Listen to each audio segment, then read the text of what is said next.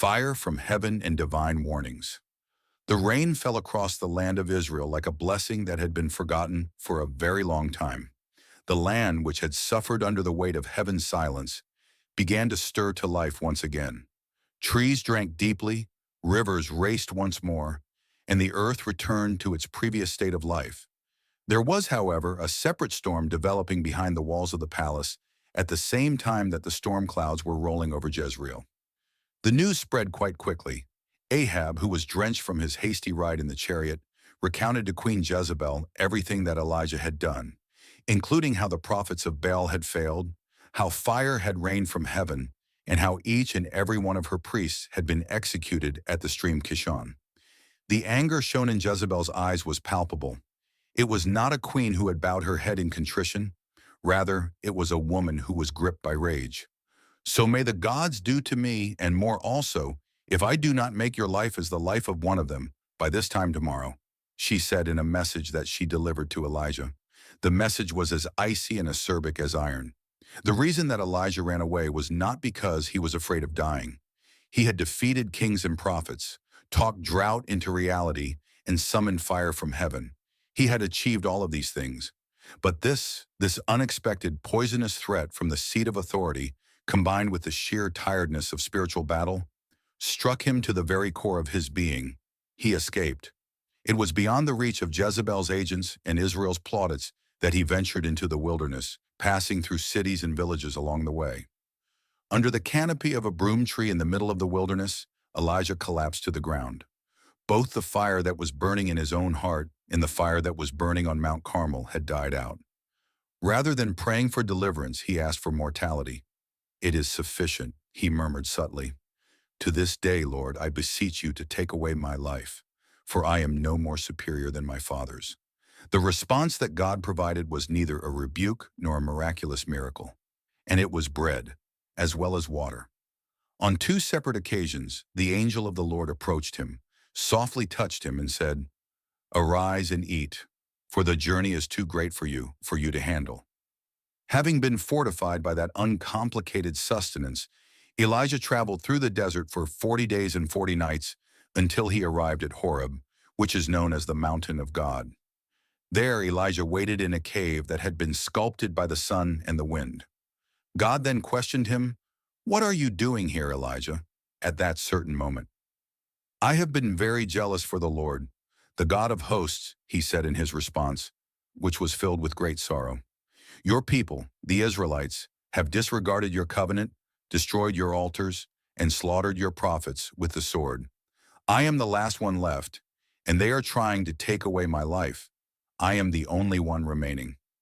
After the events with Carmel, Elijah anticipated a shift. His expectations included a revival, reform, and repentance. On the other hand, Jezebel continued to govern, the people continued to be hesitant, and terror had returned. It was the weight of disappointment that caused his spirit to hurt. After that, God summoned him out of the cave and brought him to confront him. The mountains were ripped apart by a powerful wind that shattered rocks with its ferocity, yet the Lord was not present in the hurricane. It was then that an earthquake struck, causing the ground beneath him to rumble and shake, yet the Lord was not there during the earthquake. Immediately after that, a fire appeared in front of him, but the Lord was not there in the fire. After that, a weak and quiet voice emerged. It had a soft tone, very close to a whisper.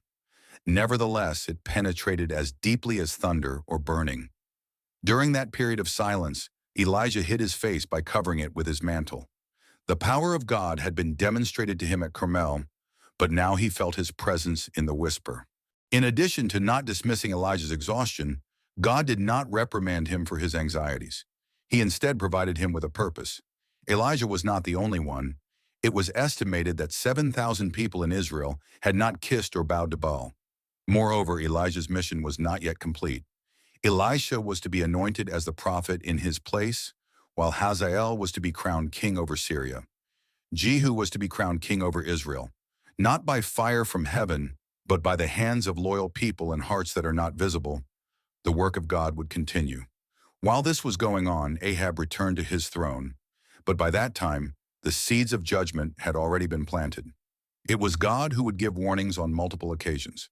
Ahab was shown the way back to righteousness by the intervention of the prophet Micaiah, through signs that occurred during battle, and through consequences that were both political and personal.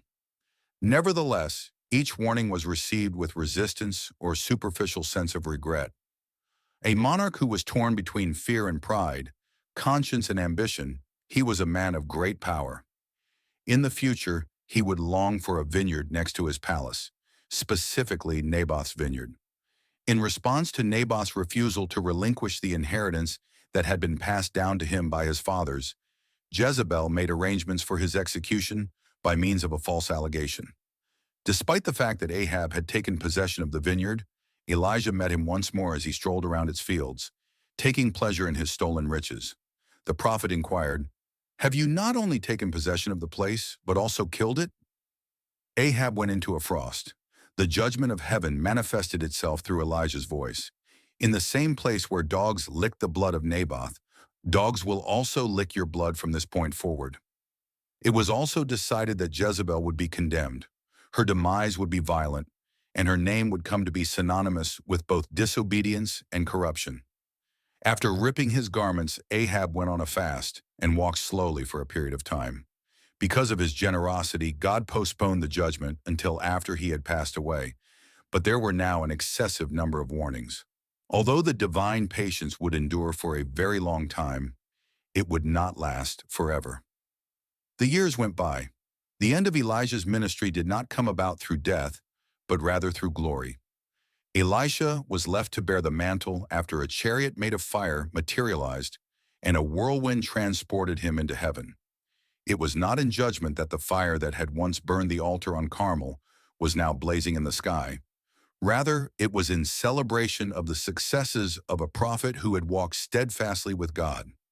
It is not enough to say that the story of Elijah and Ahab is about rulers and prophets, or even about fire and drought. It is the narrative of a nation that was caught between two gods, of a man who stood alone against the tide, and of divine force that speaks not only in thunder, but also in whispers.